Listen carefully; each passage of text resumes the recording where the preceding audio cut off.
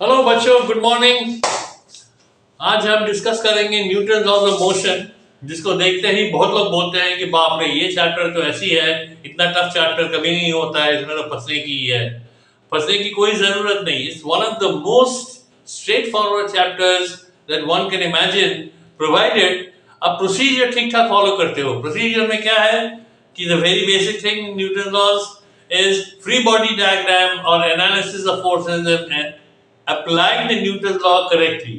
तो आइए हम देखते हैं न्यूटन लॉ क्या है। वी जनरली ध्यान देते हैं हम लोग सेकंड एंड थर्ड लॉ पे। सेकंड एंड थर्ड लॉ क्या बोलता है? सेकंड लॉ बोलता है कि F is equal to rate of change of momentum. ना कौन सी F?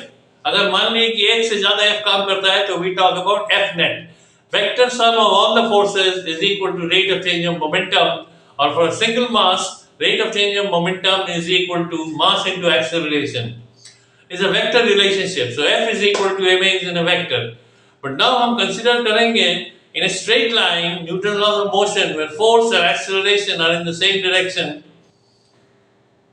and all the forces acting in the same straight line. Now let us look at it. कि आइए देखते हैं in a gravity free space हम लगाते हैं F is equal to ma। तो पहला बात यह है कि F is equal to ma पे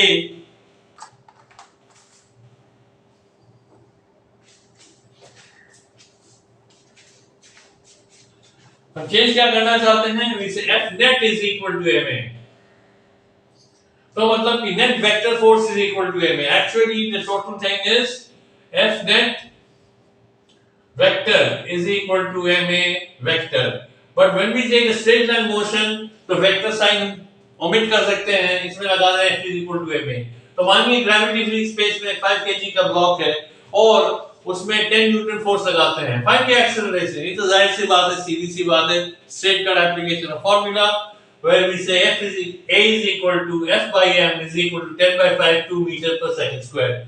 Now दूसरा स्टेज कॉम्प्लिकेशन आता है। मान लीजिए कि इसमें दो फोर्स है, तो उसमें हम क्या करेंगे? दो फोर्स को हम F net में कैसे लेंगे? तो ये से लेंगे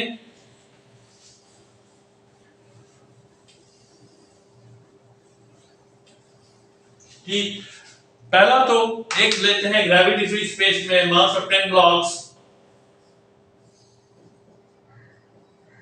और 10 kg ब्लॉक रादर, और इसमें एक फोर्स लगाते हैं F1, इसमें एक फोर्स लगाते हैं F2, दोनों उल्टा। और मानिए हम एक्सेलरेशन निकालना चाहते हैं in terms of F1 and F2। F1 and F2 are the values of the forces, like 10 newton हो या 15 न्यूटन, 5 न्यूटन हो या 16 न्यूटन, ऐसे। तो F1 F2 पहले से अगर मालूम नहीं है तो how do we show the acceleration? तो इसमें हमको ये करना है कि एक एक्सिस ढूंढना है। लेट अस से this is the x axis and this is the plus x side, this is the minus x side. तो सिंस हमको मालूम नहीं कौन सा F1 और F2 जो है कितना है, वो हम क्या करेंगे? हम एक तो आर्बिट्रेरी ले लेते हैं a direction, this is my a। अगर a का वैल्यू पॉजिटिव है तो a will be in this direction, a का वैल्यू नेगेटिव है तो a will be in the other direction. Now मान लीजिए कि F1 क्या है? F1 is say F1 is equal to 10, F2 is equal to 20।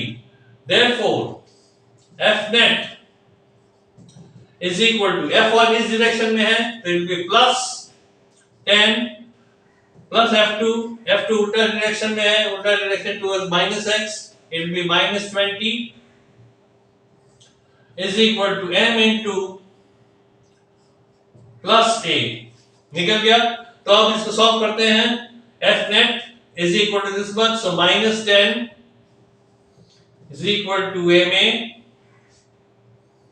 Therefore a is equal to minus 10 by m is equal to minus 10 by 10 is equal to minus 1।